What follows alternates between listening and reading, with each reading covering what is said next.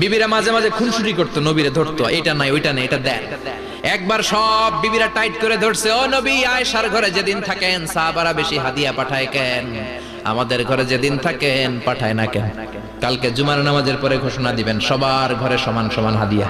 বিশ্বনবী বললেন আবু বকরকে সবাই ভালোবাসে, তাই আবু বকরের মেয়ের ঘরে যেদিন আমার ডেট পরে থাকার সময় ওই দিন হয়তো বেশি হাদিয়া পাঠায়, তোমাদের ঘরে পাঠায় না। আমার বলার কোনো সুযোগ?